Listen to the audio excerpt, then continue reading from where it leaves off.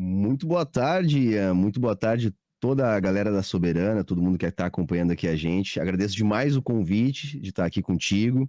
É sempre um prazer enorme. E como você falou, estou vivo ainda.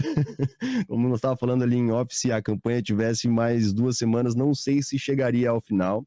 É uma tarefa bem dura mesmo, assim. Mas eu estou tentando utilizar essa campanha, já adiantando aqui o nosso papo, como uma forma de demonstrar para a galera algo que a gente vive falando nos nossos canais, que é a ditadura da burguesia, né? Então, assim, é uma campanha, lógico, eu quero me eleger, lógico, eu vou fazer de tudo para fazer o máximo de votos possível, mas para além disso, eu também quero mostrar como que funciona essa democracia burguesa, que na verdade é a ditadura da burguesia. E isso é muito concreto e é duro da gente vivenciar essa ditadura na pele, que a gente já vivencia diariamente, né? Na própria vida cotidiana, mas nas eleições fica mais evidente o quão antidemocrático é o capitalismo. É isso, gente. Então, vamos começar do começo. Então, eu queria perguntar um pouco de você. Conta um pouco de você, de onde você é, que time você torce, essas coisas assim. Massa, cara. Então, assim, é bom essa pergunta porque muita gente não sabe que eu tô concorrendo pelo Rio Grande do Sul. Então, eu sou gaúcho, né? Gaúcho litorâneo, embora tenha nascido em Porto Alegre. Eu vivo no litoral a minha vida inteira. Hoje estou aqui a coisa de 100 quilômetros de Porto Alegre, em Osório, mas me criei em Imbé, depois morei muito tempo em Tramandaí e já estou há algum tempinho aqui em Osório. Então, tudo litoral norte do Rio Grande do Sul. Eu sou professor de formação, né? Então, eu sou formado em História. Dou aula desde 2005, ininterruptamente, né? Com educação pública, de base, de periferia. Já trabalhei com ensino superior, ensino médio, ensino fundamental, mas o foco da minha atuação, né, normalmente tem sido educação de base, ensino fundamental, escola pública de periferia. Trabalhei já em escola de ensino médio, cursinho pré-vestibular, enfim, já tenho uma carreira aí de muitos anos no magistério. E já há algum tempo que eu construo o canal, antes era Saia da Matrix, né? Mas como eu fui ficando velho e a referência meio que foi perdendo sentido, eu acabei mudando pro meu nome, que como a galera acaba conhecendo mais, né? Humberto Matos. Então eu tô lá no YouTube desde 2015, se não me engano, fevereiro de 2015 é o meu primeiro vídeo. Começou com uma ideia muito louca de politizar para além do meu trabalho que eu já fazia em sala de aula. Então, já repeti essa história algumas vezes, mas eu acho que convém porque eu acho ela legal, né? Porque, enfim, é a história ali do canal. Eu juntei uma turma de alunos e ex-alunos de ensino médio e comecei esse projeto, que a ideia era desenvolver consciência política e ações, né, políticas de mobilização na minha cidade que eu morava, que era Tramandaí. Então, nós fizemos uma reunião, reuni um pessoalzinho ali, e a gente bolou uma série de estratégias para construir esse coletivo, né, de ação política. O problema é que de todas as estratégias que a gente bolou, nada deu certo. A única coisa que mais ou menos foi dando certo foi os videozinhos para uma página no Facebook que a gente bolou. E aí eu replicava os videozinhos do Facebook para o YouTube e a coisa começou a acontecer no YouTube, assim, meio que sem querer, porque eu percebi, por exemplo, que na época havia uma carência muito grande de conteúdo de esquerda e maior ainda que falasse de economia política com viés de esquerda. E eu já tinha um interesse grande na economia política, porque eu conheci o marxismo na faculdade, então eu já tinha essa interpretação da realidade com a ótica marxista, embora naquela época eu ainda tivesse muito preso numa linha liberal, ainda muito, enfim, um caminho que a gente acaba fazendo antes da radicalização, né? E aí eu comecei a estudar muito economia burguesa, economia liberal, então fui para os clássicos, fui para os desenvolvimentistas, estudei Keynes, estudei novos clássicos, estudei economia de manual, para tentar ocupar essa lacuna e desmistificar essa bobagem de que a esquerda não entende de economia, a esquerda não discute economia, etc. E aí o canal começou a crescer, enfim, foi tomando um maior espaço na minha vida, eu fui me organizando mais na militância, entrei primeiro PSOL, depois briguei, saí, agora voltei, enfim, a minha vida partidária particularmente não é uma vida muito tranquila, né? Eu me considero o Ciro Gomes da esquerda radical quando o assunto é partido. Essa analogia pode significar muitas coisas. Não, entendam como quiser, né? Mas bacana. Eu sempre peco pelo excesso, né? A galera sabe que não é nunca pela falta. Eu falo mesmo, depois, se for o caso, peço desculpa e bola pra frente. E assim, cara, é isso. Então agora eu tô com essa tarefa árdua aí da eleição aqui, como candidato a deputado federal pelo Rio Grande do Sul, pelo PSOL. E o meu objetivo, como eu falei ali na abertura, é fazer uma denúncia do funcionamento da ditadura da burguesia e mais, difundir a teoria do proletariado, conseguir espalhar a ideia do comunismo, né? Porque eu acho que essa é a tarefa primeira da gente, é conseguir fazer o comunismo ficar maior, ser mais aceito, ser entendido pelas pessoas, ser algo que não é visto como algo mal, que come criancinhas, saca?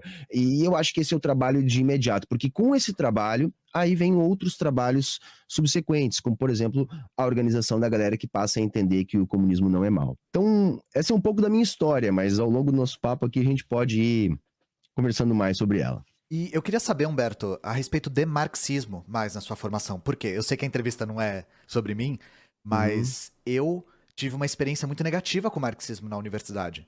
Porque você falou que entrou em contato quando você estava cursando História e tal, e o que eu mais aprendi na faculdade de História, eu fiz USP, foi anticomunismo. E muito menos economia política. Então eu queria saber como você entrou em contato com o marxismo, através de qual via, e por que você se interessou particularmente por economia política, porque a gente não tem contato com isso na faculdade. Então, Ian, assim, cara, eu fiz um curso de História numa faculdade muito pequena, tá? Aqui em Osório mesmo, tá? Da Senec, que é a Facus, tá? Uma instituição privada, que é a realidade da maior parte da classe trabalhadora, tá? Para eu fazer uma faculdade pública, eu teria que ir para Porto Alegre, para a URGS, é muito difícil, eu estudei em escola pública minha vida inteira, eu nunca botei meus pés dentro de uma escola privada, e estudei em escola sempre de periferia, coisa assim, enfim, URGS para nós aqui, tipo, eu não tentei, eu sequer fiz vestibular para URGS, porque mesmo se eu passasse, eu não conseguiria me mudar para Porto Alegre. Dito isso, eu estudei, então, em Osório, o curso era muito pequeno, só haviam 2 turmas, tá? Uma sempre no 5º semestre, outra começando, e essas 2 turmas iam se revezando. Então nós tínhamos poucos professores, tá? O núcleo de professores ali era pequeno. A maior parte deles pós-estruturalistas, sabe? Uma parada Deleuze, Foucault, saca? Essa linha aí. Entretanto, eu tive 2, talvez 3 ou 4, mas pelo menos 2 professores marxistas entre estes, tá? Que me acompanharam ao longo do curso. E o que aconteceu?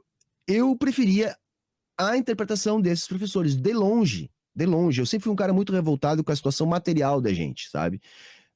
Da minha família, das pessoas que eu viam trabalhando muito, ralando muito e não conseguindo melhorar. Então, para mim, eu já tinha a noção da luta de classes, embora eu não soubesse que se tratava da luta de classes. Eu fui conhecer Karl Marx, me apresentaram quem era Karl Marx só na faculdade. Porque eu cheguei lá, havia essa discussão, a linha marxista, a linha pós-estruturalista, né? Eles meio que se debicando ali e tal, e eu, para mim, disse, não, cara, essa visão, né, era o professor Ricardo Fitz e o professor Eusébio, né, que eram esses meus 2 professores, assim, que eram da linha marxista, e para mim era absolutamente superior à interpretação de mundo que eles davam, à leitura que eles faziam da história. E aí, por causa dessa discussão sobre o que seria marxista, eu fui, bom, o que é isso? Né? O que é isso? Eu vou ter que descobrir. E aí eu fui buscar mesmo, né? Fui buscar mesmo. Então, eu fui buscar primeiro o manifesto, né? O Manifesto Comunista foi a minha primeira leitura do Marx, e logo depois disso, assim, não, a obra-prima do Marx é o Capital, você tem que ler o Capital. Eu me atirei a ler o Capital, foi a minha primeira tentativa de leitura do Capital, foi imediatamente depois do Manifesto Comunista, alguns meses depois de conhecer o que era o marxismo, tá? Não façam isso. Eu concordo com o Humberto, não façam isso. Não vai dar bom. Porque, assim, enviesou muito a minha interpretação, tá? Até porque nós não tínhamos os textos inteiros, era uma edição muito antiga, que nós tínhamos textos xerocados, se eu não me engano, o livro 1 era dividido em 3 livros. Eu falo assim, se não me engano, porque nós não tínhamos os livros já. Nós tínhamos vários volumes em xerox, que era como nós usávamos, sabe? E entre 2 ou 3 colegas ali nós dividíamos isso, assim, para ir lendo e tentar entendendo as coisas. E nós não tínhamos sequer nenhuma estruturação, nenhum professor acompanhando nada, saca? Era nós tentando entender aquilo, tateando num mundo que a internet estava engatinhando, assim. O que se tinha de internet era Orkut, saca? E é isso, a minha história começou aí. Eu saí do curso de História me considerando marxista por causa disso. Eu entendi o marxismo como linha de pesquisa em História, embora sempre me disseram que eu não deveria seguir essa linha porque eu não conseguiria ter meus projetos aprovados, porque agora não é... Isso é bom até a gente falar, porque a galera acha que na faculdade é muito marxismo, né? É o inverso, é impressionante que é o inverso. Né? Mas eu saí dali com esse pensamento, mas entendia muito pouco de Marx. Eu apenas entendia que A questão econômica era mais estruturante e eu procurava explicar as coisas a partir disso, a partir da ótica da luta de classes. Isso já estava muito fundamentado em mim, mas eu tinha pouco conhecimento de teoria. Tinha lido pouco Marx e tinha feito uma leitura muito atrapalhada. E isso vai acontecer, cara, até eu começar um curso de pós-graduação, né, em filosofia e sociologia, que eu cursei.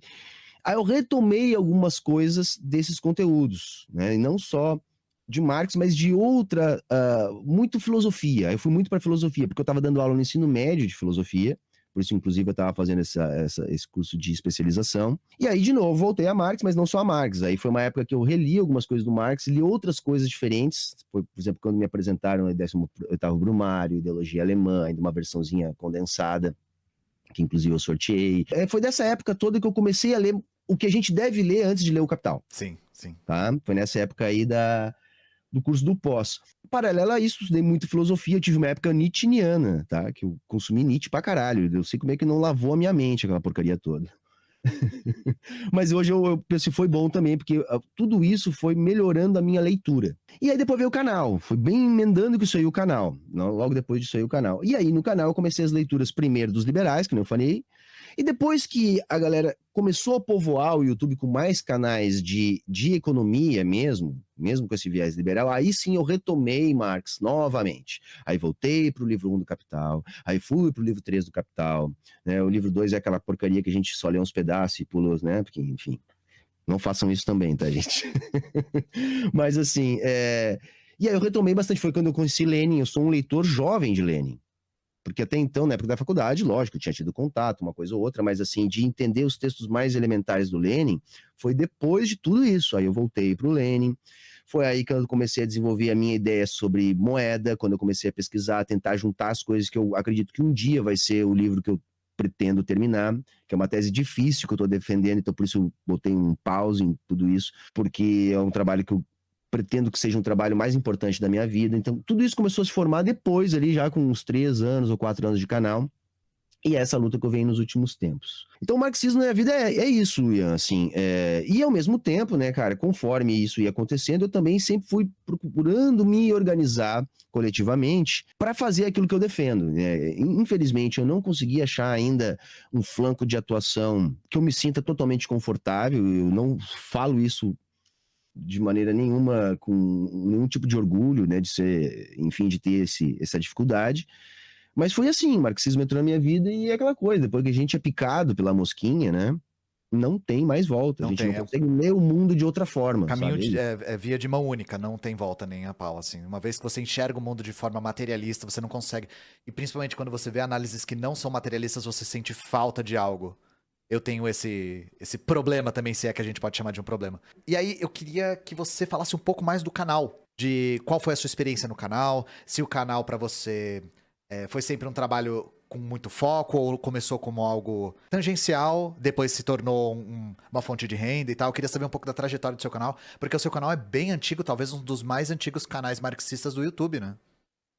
Que nem eu falei, 2015, se eu não me engano, em fevereiro, tá? O nosso primeiro vídeo. E assim, começou, como eu falei antes, em função daquele projeto que eu tinha de fazer uma coisa local, que as coisas que eu bolei para fazer local não deram certo e acabou ficando só o canal, né? Começou no Facebook e depois foi pro YouTube, porque eu replicava as coisas no YouTube e no YouTube acabou dando mais certo.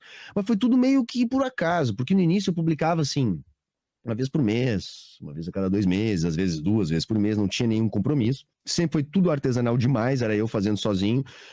Bem no início, com uma câmera fotográfica que eu filmava. Os 2, 3 primeiros vídeos eu botava de baixo, eu não conseguia nem enxergar o que eu tava vendo, o que eu tava filmando. Depois era a câmera webcam do Note mesmo, que eu filmava, e filmei bastante tempo assim, até consegui comprar uma webcam um pouquinho melhor, que é a que antecedeu essa que eu uso até hoje. E a coisa foi indo assim, que nem eu falei, no início era para falar das coisas que eu dava aula. História. Bem isso, história, mas também filosofia e sociologia, porque eu dava aula de filosofia e sociologia no ensino médio, né? E dava aula de história também, então a ideia era falar disso no início. Depois eu senti essa necessidade de falar de economia, quando eu comecei a estudar, conforme eu ia estudando, eu ia produzindo os vídeos, tá?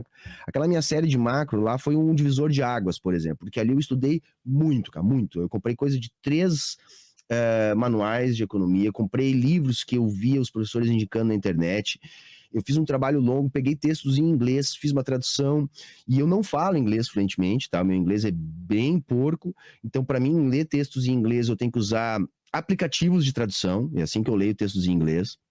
Li textos enormes em inglês, traduzindo página por página, pegava, escaneava, traduzia, arrumava, papai, lia, sabe? Isso, livro de teoria, dá um trabalho do cacete. E a coisa foi meio que acontecendo, cara, porque aí, assim, eu recebi uma ajuda muito legal bem no início do Merlin das Trevas, eu tenho que reconhecer isso. O Merlin tinha um canal na época com 9 mil inscritos, tá? Que até depois derrubaram esse canal principal dele, ele nunca mais conseguiu repetir aqueles números. E ele assistiu um vídeo meu, me chamou para uma live, me deu uma força, cresceu um pouquinho. Depois eu devo um pouco ao não, como é que é o Senhor Comuna, como é que é? Não, Senhor Comuna. Ah, o Sinote, o Evandro Sinote. Isso. Sinote, ele tinha já ali, sei lá, tinha rede que ele tinha 50 mil seguidores, coisa assim, ele queria debater com todo mundo, quis debater comigo, eu era um canal minúsculo, me deu outra alavancada boa. Então aconteceram algumas coisas, porque não existia comunidade, né? Que nem nós estávamos falando em off ali da comunidade da Soberana, que um ajuda o outro. Não existia nenhum resquício de comunidade. Era eu, uma foice e mato, né? E eu ali com aquela foice tirando o mato. E que nem isso, tinha o próprio Merlin, que era daquela galera lá que antecedeu ali, que tinha o Pedro Ivo.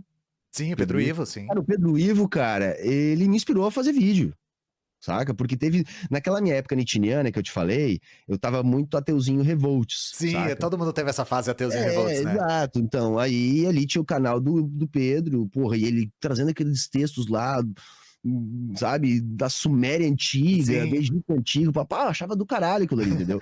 Gostava pra caralho dos vídeos dele, aquele estilo lá que ele fazia no início, e ele me incentivou pra caramba, assistiu o Pirula, assistiu o Cauê Moura, por que eu peço tanto pra ir no Cauê Moura, cara? Eu assisto o Cauê Moura muito antes de fazer vídeo, cara, tá ligado? Até hoje, quando eu quero dar umas risadas, eu ver alguém gritando, eu sou meio boomer, eu acho graça. Eu vejo também, eu vejo o Cauê até hoje. Desde a minha adolescência até hoje eu vejo o Cauê. Então, é isso, entendeu? Conforme o canal foi crescendo, eu fui melhorando. Criei o Apoia-se começou a ajudar o canal, eu tive condições de comprar uma câmera, comprar uma mesa de som, comprar um microfone. Eu pude ajeitar esse espaço aqui, eu comecei a adquirir livros, que eu só tinha PDF, coisa assim, livros que eu queria ler e tal, os livros começaram a chegar, tive um apoio muito forte no início do Apoia-se. Aí a coisa começou a complicar, porque conforme a galera ficou sabendo desse meu trabalho de militância e anticapitalista, eu fui perdendo os empregos nas escolas privadas que eu tinha. Ah, você chegou a perder mesmo? Sim, cara, sim, eu perdi um emprego que eu tinha de 7 anos, eu nunca mais me chamaram no cursinho pré-vestibular, eu perdi um emprego na prefeitura por causa que eu tava atacando o Bolsonaro e o prefeito já era Bolsonaro lá em 2017, uma coisa assim. Cidade pequena, a cidade que eu vivo aqui, cara, tem menos de 50 mil habitantes. Então, assim, se espalha, eu virei o comunista da cidade, não é um comunista, entendeu? Não é um comunista, é o comunista, entendeu? Então, assim, fechou um monte de porta e, por sorte, o canal começou a suprir essas perdas que eu fui tendo, saca? Sim. Hoje eu dependo, eu, minha família, minhas filhas, do canal. É real isso, é concreto, porque eu sou professor nomeado em Xangri-Lá, que eles não podem me botar pra rua porque eu passei no concurso. Só que eu tenho 20 horinhas semanais. E isso, pra quem conhece o que é o salário do professor, 20 horinhas de ensino fundamental, galera, pra quem tem família, não tem como. Só que ainda bem o canal foi assumindo isso e eu fui profissionalizando, assim. Até hoje eu faço tudo sozinho. Mentira, minha companheira me ajuda, eu e minha companheira, né? Mas sozinho, que eu digo, só aqui em casa que a gente faz as coisas, né? E a gente vai aprendendo. Até hoje eu edito meus vídeos no Movie Maker, e se estragar o meu computador, eu vou chorar um mês a fio, porque eu já tentei editar em outros lugares e eu tô velho demais pra aprender, cara. E isso é uma das coisas que a gente diz, gente. O primeiro vídeo do Humberto que eu vi foi o debate com o Não Senhor Comuna. Foi o primeiríssimo vídeo do Humberto que eu vi. E eu não sabia que esse vídeo tinha te dado um empurrão. E aí, por isso que a gente diz, não se bate pra baixo, tá, gente? Se você tenta bater pra baixo, você dá palco pra pessoa que você tá tentando bater. E assim, pra quem viu esse debate, assim, o Humberto macetou o cara, na moral, assim. Então, eu tenho certeza que muita gente... Foi o efeito Elias no Inteligência Limitada?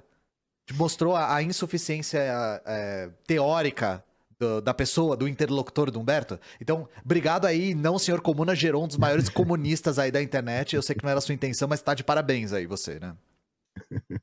Que massa. E é isso, vamos falar um pouco da candidatura então, Humberto? Vamos lá. Posso fazer a pergunta mais cabeluda logo de começo? Porque o pessoal... Por que o pessoal? Por Cara, que o assim, pessoal? Todo mundo faz essa pergunta o tempo a todo. Por que o resposta pessoal? curta e direta é porque eu quero me eleger, tá? Essa é a resposta, pum, sabe? Mas eu acho que a gente tem que falar mais além disso, porque às vezes eu sou mal interpretado por dizer isso. Eu falei na última live, eu vou repetir aqui algumas coisas, tá? Primeira coisa que tem que ficar claro, galera, assim, eu falo com pesar, mas assim, a democracia burguesa, ela está permanente se organizando e se reorganizando para impedir que os partidos revolucionários ocupem espaços nas instituições de poder, tá? Então, assim, é possível, em tese, um partido revolucionário ocupar uma cadeira no parlamento? Sim. Porém, isso só pode ser visto como caso de exceção. Porque quando isso acontece, imediatamente a democracia burguesa se reorganiza para impedir que isso aconteça mais vezes. Tamanha a potência de um acontecimento como esse. Então, assim, nós não temos hoje no Brasil uma estrutura que permita a eleição dentro dos partidos verdadeiramente revolucionários. Tá? Dito isso, todos os partidos da ordem, inclusive o PSOL, são muito mais problemáticos. Não que os partidos revolucionários que nós temos hoje também não tenham as suas contradições, a gente pode inclusive falar sobre elas. Mas todos os partidos da ordem são mais problemáticos. Tá? Entretanto, eu estou numa missão, vamos dizer assim, a minha estratégia política, e aí para todo mundo que está nos assistindo, é difundir o comunismo. Tá? Eu quero que a gente faça uma votação gigante aqui. Se eu não conseguir me eleger, que pelo menos a gente faça uma votação gigante, e eu tô levando fé que isso é possível, e se possível, que a gente consiga se eleger. Porque tem uma chance, pequena, mas tem. Eu tô brigando para ser o segundo do PSOL, tá? É impossível bater a Fernanda Melchiona, Sim. porque ela já tem uma história de militância, ela tem muito financiamento, ela tem muito espaço, ela tem um respaldo de todo o partido, etc, etc, etc, enfim. Agora, para ser o segundo é algo real. É algo real olhando quem está concorrendo no partido. E sendo o segundo e batendo o quociente eleitoral, que é qualquer coisa perto de 40 mil votos, essa chance é concreta. Por quê? Porque a Fernanda Melchiona deve fazer uma votação bastante contundente, até porque ela precisa para conseguir renovar o seu mandato e tem estrutura para isso, tem, enfim, como chegar nesse número, como ela já chegou há 4 anos atrás. Então, imaginando que ela faça o que ela deve fazer, se eu for o segundo e bater o quociente eleitoral, a vaga é nossa. Simples assim, tá? E eu tenho como primeira tarefa, antes da gente formatar o que vem a ser o Partido Revolucionário, que é o lugar dos comunistas, é difundir o comunismo, Ian. Eu tentei deixar isso claro na última live. Nós temos uma aversão muito grande ao comunismo. O comunismo não chega em 1% das pessoas. A gente não consegue, se a gente olhar as últimas votações dos partidos revolucionários aqui no estado, cara, é assim, faz menos de 5 mil votos. É claro que o voto não significa o tamanho do comunismo, é que nem a gente olhar para o PIB e falar do crescimento do país. Não reflete, mas é um indicativo. Tá? É um indicativo, dá para a gente ter alguma noção. É muito pequeno. Um mandato, caso eu consiga, vai ter uma potência gigantesca. Se eu chego a me eleger no mesmo dia, você imagina quantas entrevistas eu vou dar para dizer, olha só, se eleger um cara que fala abertamente que é comunista, que defende o regime do Stalin e da Coreia do Norte. Vamos ouvir este cara. E eu não quero fazer que nem outros camaradas que chegaram nessa situação e sentaram lá para a grande mídia e disseram assim, e o que tu acha da experiência soviética? Ah, não, aquilo foi uma deturpação do marxismo. Sabe aquela esquerda que arrega, sabe? Não, eu vou dizer não, aquilo não foi deturpação nenhuma. O último que nós tivemos que tinha essa coragem de falar, vivo aqui no Brasil, que tem entrevistas importantíssimas que a gente ainda pode assistir, é o Prestes. É, o Prestes. Né? O Prestes foi senador, caramba. Claro, mas o que fizeram com o Partidão? Liquidaram. A gente tem que ter materialidade nas coisas. Enquanto houve uma brecha, o Partidão era um dos maiores partidos do Brasil, tô falando do PCB, tá, galera? Para quem não sabe o que é o Partidão. Sempre teve seus parlamentares, um outro grande exemplo é o próprio Marighella, tá? O próprio Marighella também foi deputado, disputava eleições burguesas. Só o que eles fizeram? A partir do momento que viram que o Partido Comunista tinha influência na sociedade, a democracia burguesa se organizou para liquidar o Partidão. E foi o que foi feito. Foi sendo repartido, foi sendo retalhado, foi sendo esmagado, foi estimulado todo tipo de briga ali até reduzi-lo ao que ele é hoje. Tá se reorganizando? Tá, massa, mas é uma sombra de um partido de massas. Por que o pessoal? Porque eu quero me eleger. E o pessoal com todos os defeitos, e eu partilho, você sabe das minhas críticas ao pessoal, elas são públicas, é um guarda-chuva que aceita pessoas como eu, que podem fazer esse discurso. Existem marxistas lá dentro, praticamente todos de linhas diferentes do trotskismo, mas, enfim, eles acreditam nessa linha. A gente pode fazer uma discussão ou não sobre o papel do trotskismo, das linhas do trotskismo, mas tem lá dentro. E eles me aceitaram lá e que me dá a oportunidade de disputar uma vaga no parlamento. É isso. Tá? Resumindo, é isso. E ali dentro eu acabei ficando no alicerce, que das correntes que a gente tem aqui no Rio Grande do Sul é a que parece que tem mais contato de base, que faz uma política mais de base, etc. Tá? O alicerce é uma corrente marxista? Não, pelo que eu entendi, também tem uma raiz trotskista. Só qual é o lance? Tá? Nas discussões que eu vi lá dentro até hoje, não é colocado muita ênfase nisso, não, mesmo nas formações. Tá? Desde que eu entrei, as formações foram com textos do Lenin, sabe?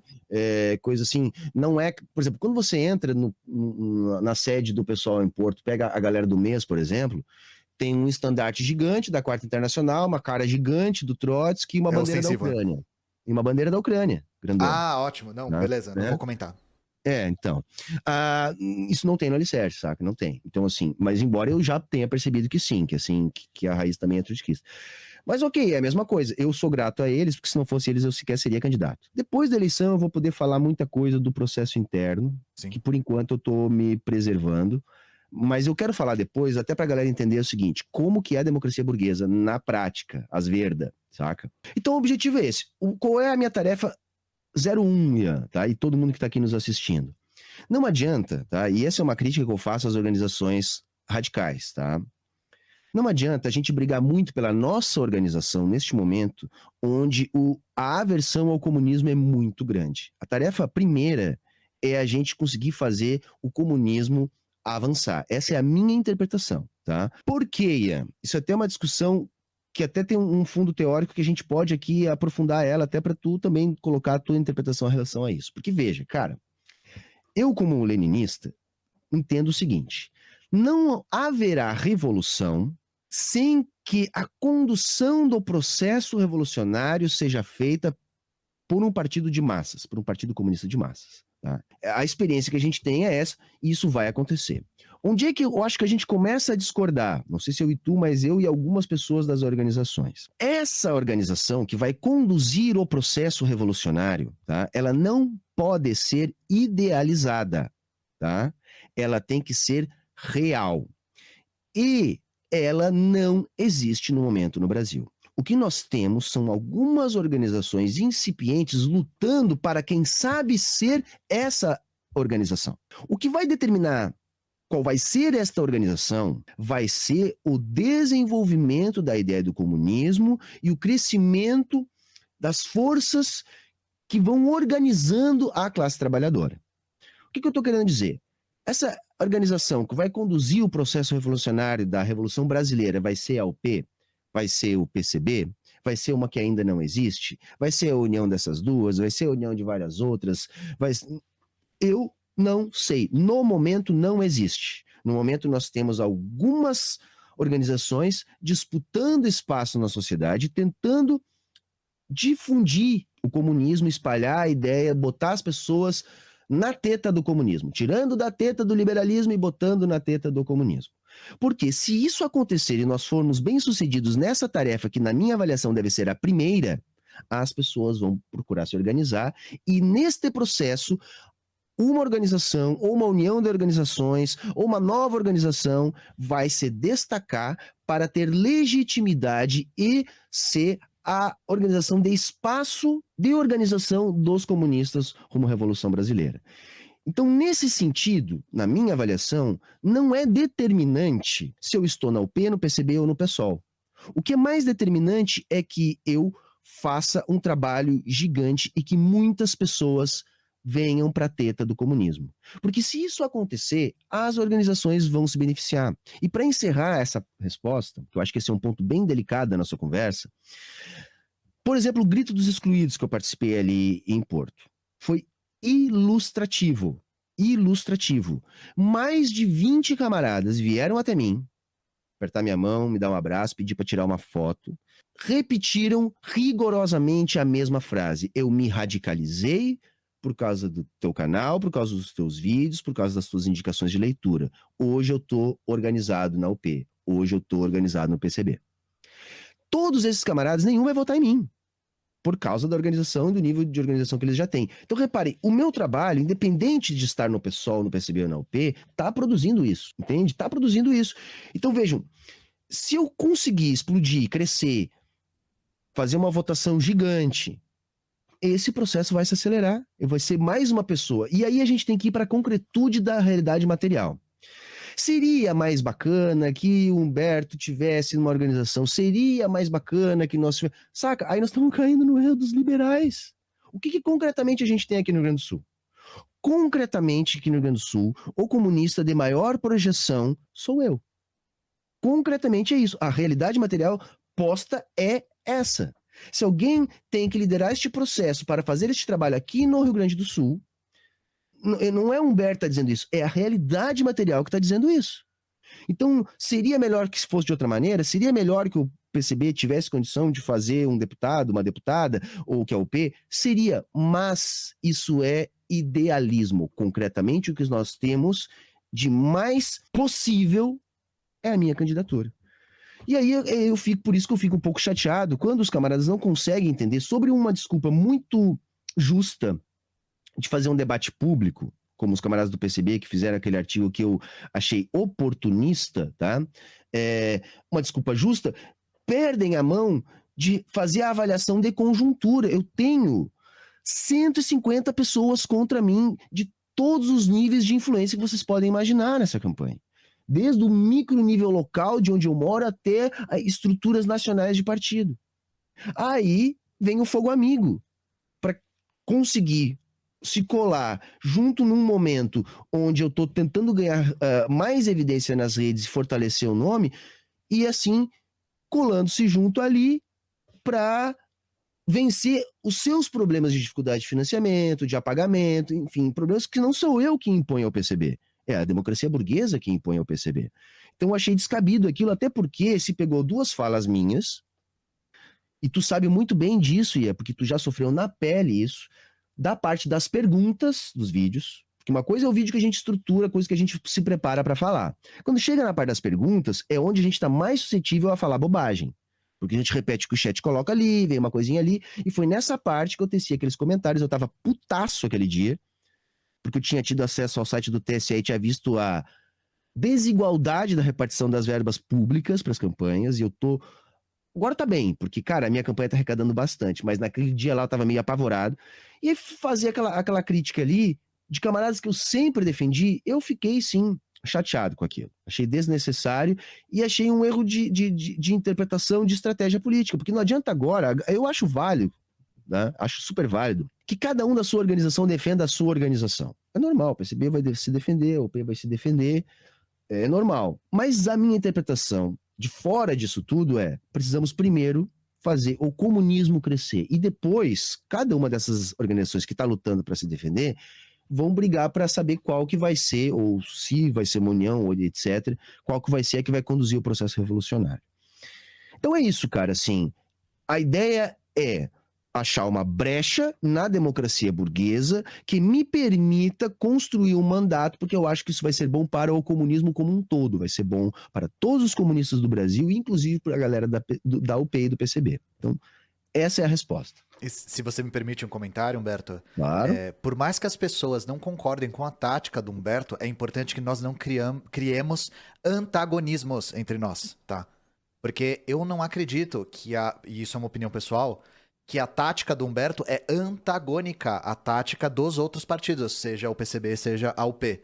Então a gente tem que sempre combater esse tipo de sectarismo, esse tipo de fogo amigo mesmo, como o Humberto colocou, porque entre nós temos que resolver nossas contradições de maneira fraterna e não de maneira hostil entre nós, porque isso nos enfraquece. E aí, Humberto, eu queria te perguntar mais pé no chão mesmo, como é que tá sendo a sua experiência com a campanha? Ir pra rua, panfletar, falar com as pessoas, bater de porta em porta, viajar, dormir 3 horas por noite, essas coisas. Massa, porque a galera não tem noção de quanto é desgastante esse trabalho. Tu toma muito não, as pessoas devolvem, te hostilizam, o bolsonarismo aqui no Rio Grande do Sul é muito forte, aqui no litoral parece que mais forte ainda. Aqui no litoral, galera, o Bolsonaro vai ganhar de 7 para 3. A proporção vai ser essa, vocês podem anotar e depois confiram. No Rio Grande do Sul não sei, né? Mas aqui, com certeza. Então, assim, por um lado é muito cansativo, sabe? É muito cansativo. A gente come mal, a gente dorme mal, a gente gasta um dinheiro que não tem, a gente toma muito mais não do que sim. Entretanto, por que eu tá me enchendo de esperança? Eu comecei com a estratégia de rua e divulgar onde eu vou estar. E tá acontecendo uma parada muito louca, cara. As pessoas vêm na nossa banquinha ali que a gente monta, né? Com os nossos panfletinhos para abordando as pessoas, panfletando e tal. E a galera tá vindo, cara. Para me trazer um presente, para tirar uma foto, para conversar. A galera chega e encosta, e às vezes fica uma manhã inteira só parado do lado, conversando. E tem acontecido algumas coisas que é interessante da gente ver o poder de onde a gente chega. Por exemplo, lá em Pelotas, né, que foi uma experiência fantástica. A gente chegou lá num lugar que é uma esquininha onde todos os candidatos botam lá suas banquinhas. E uma galera com estrutura muito maior, com um monte de gente paga, etc. E que nem eu brinco, nós dominamos o campinho, sabe? A nossa banquinha, ele dominou o campinho, juntou uma muvuca de gente e ficou a manhã inteira as pessoas ali. Os outros candidatos tudo cheio de cores, bandeiras, não sei o que. Quem é esse cara só com um panfletinho, saca? Em Porto Alegre tá acontecendo a mesma coisa, as pessoas passam de longe, buzinam, levantam contigo, quero ajudar. A campanha, por exemplo, cara, hoje eu tava fazendo aqui o cálculo, já são mais de 90, tá? Apoiadores e apoiadoras que mandaram o seu endereço pelo inbox da gente, dizendo assim, me manda o teu material que eu quero ajudar a panfletar na tua campanha, saca? Espontaneamente, claro, eu tenho pedido pra galera fazer isso, mas Inclusive, assim... chat, né? Inclusive chat. Isso. Se vocês estiverem dispostos, né, ou dispostas. Claro, exato. É só entrar no inbox ali, seja no meu Instagram, seja no Twitter, qualquer. Eu prefiro no inbox para você não botar o seu endereço na frente de todo mundo. Tem gente que já fez isso, Ian, assim, mas não, pode ser no inbox, bacana. E assim, a gente tá mandando, sabe? A galera tá doando bastante. Então dá um calorzinho no coração, saca? Cara, não tem nada mais gratificante do que você ouvir me radicalizei por tua causa, agora eu tô organizado. Sim. Saca? Eu era liberal, agora eu sou comunista. Porra, cara, isso aí faz a gente acreditar que o que a gente faz vale a pena.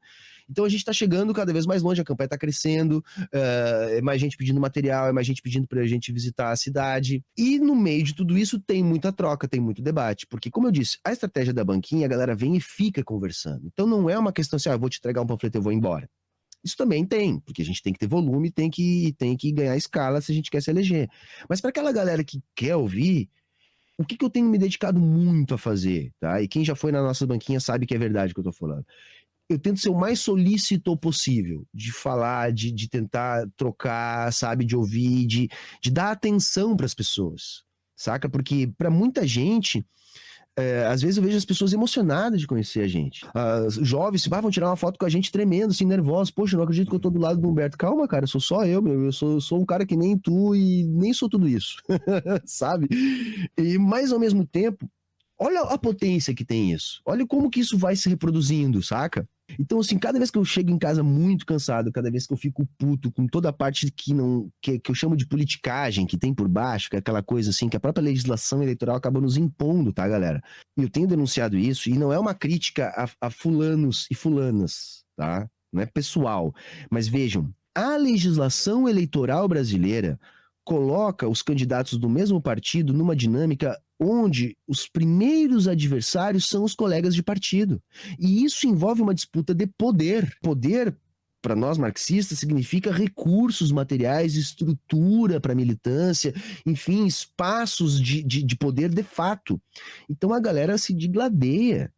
Saca? Os teus primeiros adversários são os colegas de partido e a gente tem que ter muito cuidado para não virar uma inimizade. Porque a própria dinâmica da democracia burguesa conduz a isso. Entende? Então, assim, tem um monte de coisa que a galera não tem noção das dificuldades. Porém, entretanto, todavia, contudo, não obstante, tem essa parte gratificante, que faz valer a pena o nosso trabalho. Primeiro que a gente enxerga, né? Uma outra coisa que eu repito para todo mundo que chega perto de mim é, nossa, como é bom ouvir esse feedback. E tu deve sentir isso também, né? Porque a gente, quando tá gravando, é frio, né, cara? Tem uma câmera, tem um computador, Tem o microfone, tem o texto que você se preparou, tem o seu roteiro, pá. Tá, tem o chat, você interage com o chat, mas você tá interagindo com o chat e com uma câmera. Na rua são pessoas, elas te encostam, elas te abraçam, elas têm cheiros, elas têm cores, saca? Elas têm trejeitos, elas te respondem no tete a tete, podem te interromper, etc. É viva a coisa. E aí quando você percebe que o trabalho que você está fazendo aqui, né, aqui dentro do seu quarto, ou no seu estúdio, enfim, no seu espaço de gravação, tem esse alcance, e esse alcance é concreto, esse alcance é real, porra, dá muito mais tesão de continuar fazendo, sabe? Faz a coisa ser muito, muito mais potente. Então a campanha tem tudo isso. Eu acho assim, tem muito espaço para a galera entender o marxismo. Porque, na verdade, é a ciência do proletariado. É a espada que defende a classe trabalhadora. São as armas da classe trabalhadora. O problema é que a ideologia burguesa, a partir dos seus aparatos de dominação ideológica, atua em um processo de contra-revolução preventiva permanente, demonizando o comunismo. Por isso que eu volto a algo que, para mim, é muito importante, que a galera entenda, que eu já repeti aqui. É justo que as organizações defendam as suas estratégias específicas, mas acima disso, nós precisamos desmistificar em relação ao comunismo, porque se isso acontecer, as organizações vão se beneficiar disso. E o meu papel neste momento é muito mais esse, de um mobilizador que contribui para o comunismo como um todo no Brasil. E a campanha nas ruas está mostrando que essa estratégia é sim uma estratégia válida. Repetindo o que Ia falou aqui, complementando, não é antagônica às estratégias dos partidos revolucionários. Que foi o que eu tentei dizer na minha live de domingo. Galera, vamos fazer a sua, façam as suas, eu faço a minha, porque vocês estão numa de defender a organização de vocês e crescer o bolo de vocês. E tem que fazer isso. Eu estou numa outra linha que não só não é antagônica a essa, como colabora para essa, porque quanto mais gente eu radicalizar, mais chances dessas pessoas ir militar na organização de vocês. Entendem? Então é isso, saca? É isso que eu tô vendo nas ruas e é essa a importância e o significado da gente estar nessa batalha da construção do mandato. E, Humberto, ainda a respeito disso, você falou bastante das pessoas que já simpatizam com as nossas ideias, já te conheciam e tal. Mas como abordar uma pessoa que nunca teve contato, um membro da classe trabalhadora que nunca teve contato com o comunismo, como você aborda sem, digamos assim, criar uma repulsa instantânea, ou como dialogar com as pessoas que não tiveram contato com essa linguagem ainda? Perfeito, cara, porque assim, esse é o grande desafio, é dialogar com a classe trabalhadora sem rebaixar programa. Isso é o mais difícil. Como que eu tenho abordado, Ian? Tem uma coisa que é muito sensível, Lenin nos deu as pistas. A classe trabalhadora sente a exploração na pele, ela entende que é explorada. Ela não entende quem é o explorador, ela não entende a raiz da exploração. Às vezes ela tem uma visão até um pouco turva do explorador, do patrão, quem sabe, talvez. Hoje isso está mais complicado ainda por causa da ideologia, né? Mas ela entende a exploração. Então, eu sempre pego a galera com questões concretas. Desemprego e inflação. Desemprego e inflação. Quem é que está comemorando? Aponta para o bolsonarismo. Isso é real. A luta de classes nunca teve tão exposta no Brasil. Os antagonismos nunca tiveram tão evidentes. Você chega no bairro classe média, é bolsonarismo na veia. Você vai para a vila, para a periferia, o Lula explode. Você entra no comércio, a moça que está abastecendo a prateleira é Lula. O dono do mercadinho é Bolsonaro. Ainda que ele seja classe trabalhadora, mas ele não sabe disso, que um dos nossos papéis é mostrar para a pequena burguesia que eles são classe trabalhadora. Mas é uma outra discussão. Isso está muito evidente. Então, eu sempre abordo com questões concretas da vida do trabalhador. O que você acha dessa caixa de leite a R$10? Não, mas isso não é culpa do Bolsonaro. Aí você já pode, não, mas só um pouquinho. Como assim não é culpa do Bolsonaro? Vamos falar, vamos entrar em outros detalhes. E aí você puxa essa questão da luta de classes a partir de coisas que ele está vendo na política diariamente. Posso te fazer uma pergunta bem direta? Como abordar? Eu tô falando de questão de tática de pé no chão mesmo. Quando as pessoas falam, mas isso não é culpa do Bolsonaro, como é que a gente contra-argumenta sem entrar em economic, sem falar de IPCA, sabe, de política de paridade de paridade internacional? Como que a gente aborda isso? Cara, assim, eu não tenho uma fórmula para abordar as pessoas quando elas rebatem. Geralmente, eu parto do que a pessoa falou, entendeu? Eu parto do que ela falou, a partir do que ela... Porque, assim, o que eu tenho escutado? Vamos pegar um exemplo concreto. Desculpa Não estar sendo muito deixar ele... específico, mas acho que pode ajudar algumas pessoas aqui a Um exemplo... conversarem. Não, é bacana a tua pergunta, porque isso é real. Mas as pessoas gostam de dizer assim, mas não deixaram ele governar. Eu tenho escutado isso, tá? Não deixaram ele governar. Aí eu digo assim, como assim não deixaram ele governar? Ele aprovou tudo que ele conseguiu no Congresso. Nenhum presidente nos últimos anos teve tanto apoio no Congresso. Você já ouviu falar no orçamento secreto? O orçamento secreto foi um esquema que o Bolsonaro fez para comprar deputados e aprovar as suas emendas, os seus projetos, as suas vontades.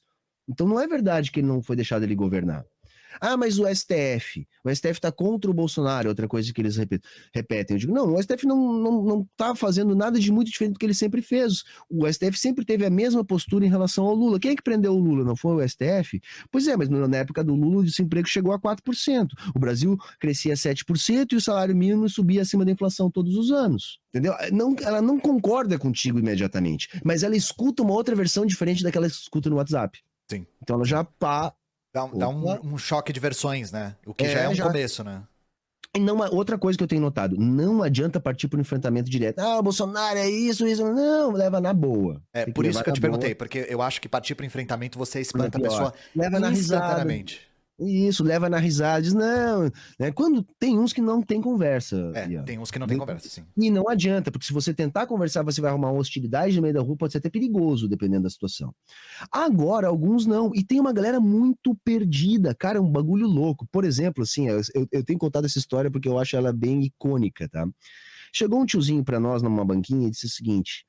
Entreguei um panfletinho pra ele e tal, aí ele olhou assim rápido, porque ele olhou aí no meu panfleto, né, tem o Lula, tem o Olívio, tem o Edgar Preto, enfim, porque é da coligação do pessoal. Aí ele olhou, esse Lula, papapá, porque eu sou Bolsonaro, não sei o quê, Lula é ladrão, não sei o quê. Aí eu nem cheguei a falar nada pra ele, porque ele olhou assim, não, mas esse bigodudo aqui eu gosto, e apontou pro Olívio. Disse, não, isso aqui é bom, isso aqui é nosso, é gente que nem a gente, isso aqui eu vou votar nele, não sei o quê. Ó, a contradição, né, incrível. Tá entendendo? Isso é muito, cara... A contradição é fantástica, né? Aí ele me deu uma linha pra mim falar do Olívio, deu uma linha pra mim falar das políticas que aconteceram aqui na época, da valorização, do orçamento participativo, da participação popular, que como o Bolsonaro, por exemplo, não era um cara que dava muito ouvido pra participação popular, era só pro grupinho dele, que se discordasse dele, ele já achava que a pessoa não era boa. Aí sabe o que aconteceu? O tiozinho concordou comigo. Disse, não, é verdade, né? O Bolsonaro, se não concordar com ele, já vira inimigo, não sei o quê. Não, tu tem razão, não sei o quê. Pois é, então, o Olívio é o cara do orçamento participativo em Porto Alegre.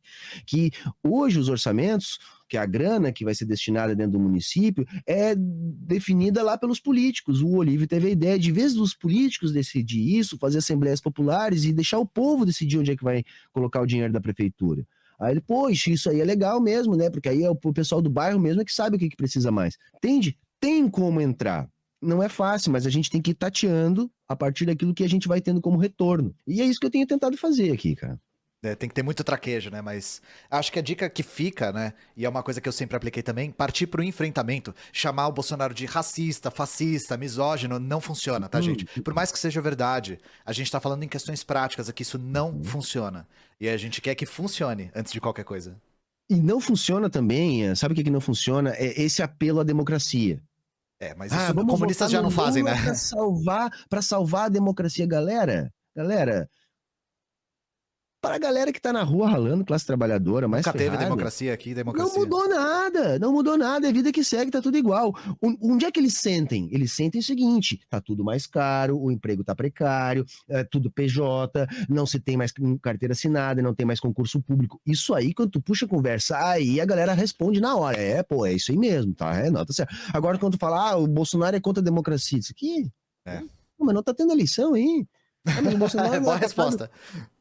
Mas o Bolsonaro não é atacar todo dia. Olha a Globo contra o Bolsonaro. Que papo é esse de ditadura, não sei o quê. Cara, isso aí isso é zero. A potencialidade política disso é zero. Isso aí atinge uma fraçãozinha muito pequena de uma pequena burguesia.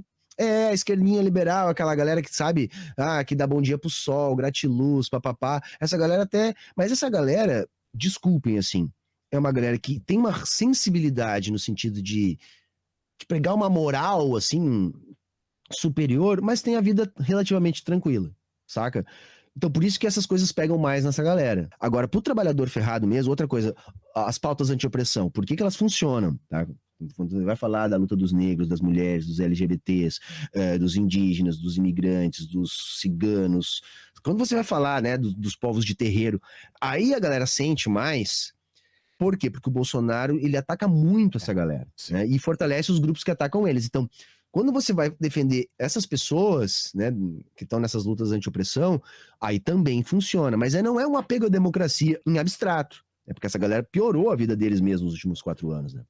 Isso eu nem lembrei de falar, Humberto, porque aqui tá cheio de comunista, né? E a gente já não faz esse apelo a conceitos abstratos e absolutos como democracia e liberdade, essas coisas assim, que pairam sobre nós e que a gente tem que defender, porque esse é o consenso, né? E aí, Humberto, eu queria também conversar um pouco com você sobre o programa. Então, você pode falar um pouco do programa? A gente falou muito sobre militância, sobre nós sermos comunistas, criadores da internet, mas queria saber do programa, que é geralmente o que eu pergunto para as pessoas que eu entrevisto aqui na campanha, e a gente não falou sobre isso ainda. Então, programa, cara, assim, tem 2 dimensões aí, tá? Que eu trato essa questão do programa. Uma é o programa de construção da via revolucionária brasileira, tá?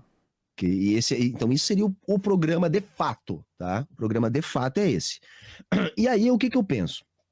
Eu acredito que o trabalho enquanto parlamentar, primeiro seria uma vitrine gigante para o comunismo como um todo. Então, ajudaria já nessa tarefa 01, que é a de mostrar para as pessoas que o comunismo não come criancinhas. Tá?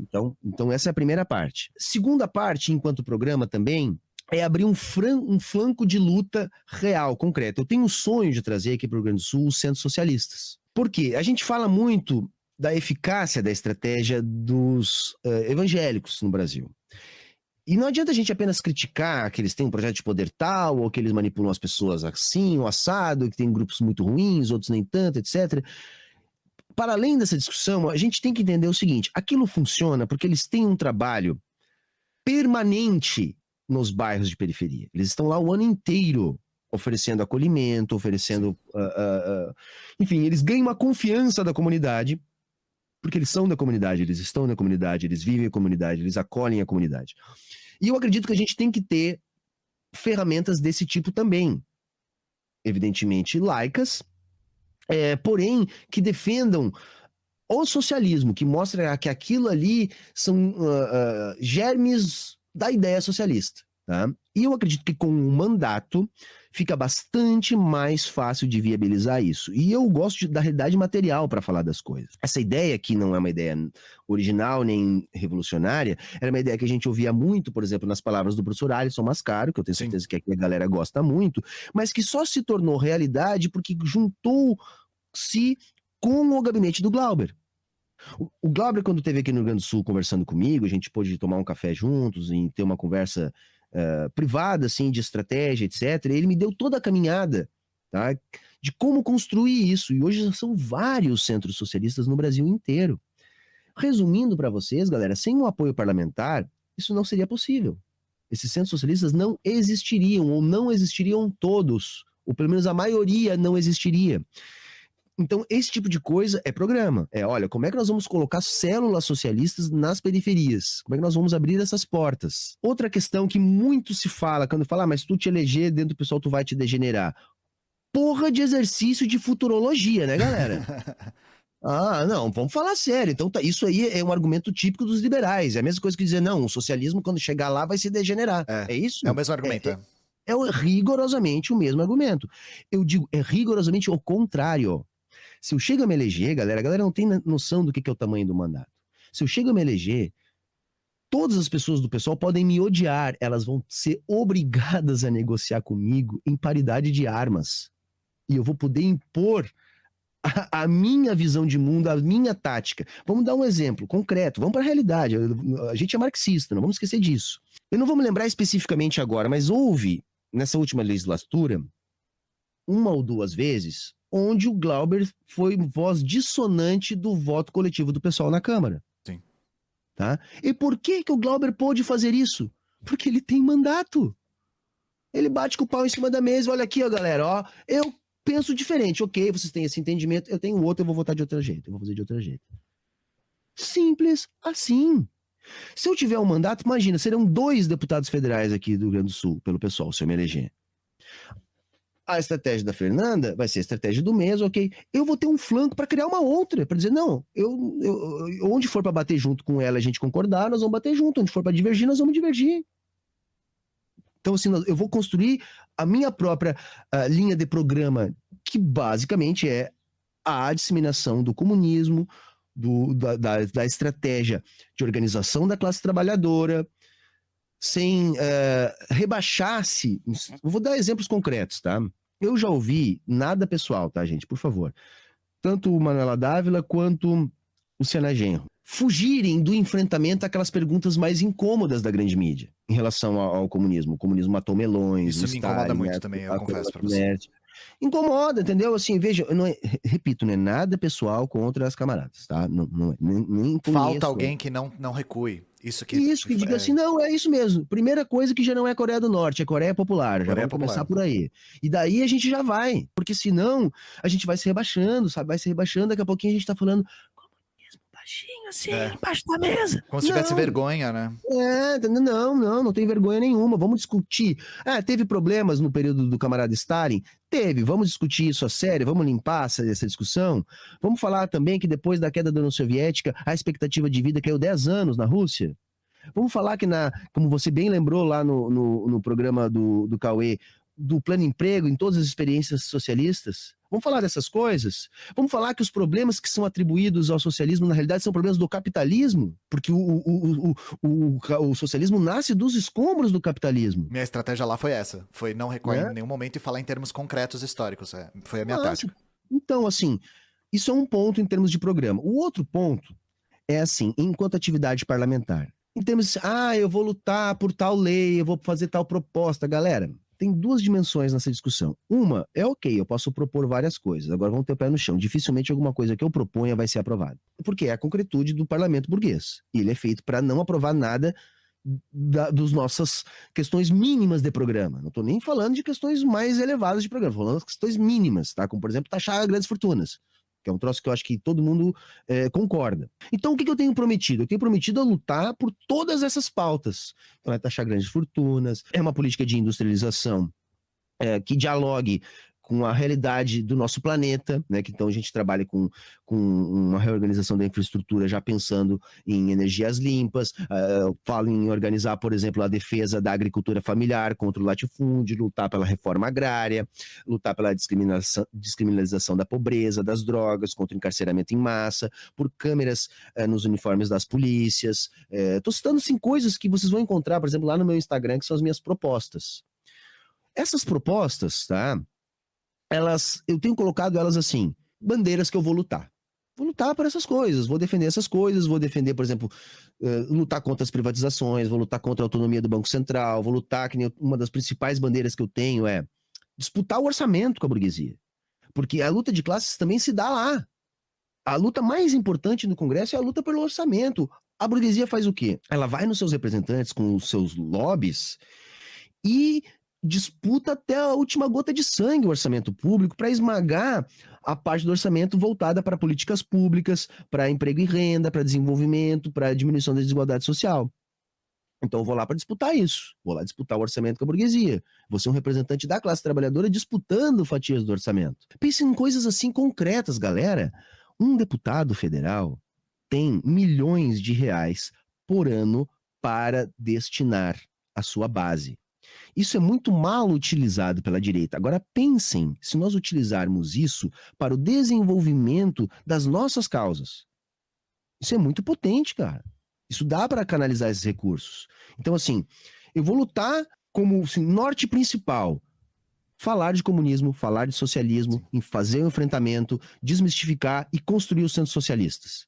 Para que a gente tenha de base, permanentemente ali, uma assessoria jurídica, uma assessoria médica, às vezes, cara, você conseguir a ponte de um telefone de um advogado, você conseguir um corte de cabelo, você conseguir que a pessoa faça a sua carteira de identidade num centro socialista, você colocar dentro desses centros socialistas projetos culturais de teatro, de música, tá?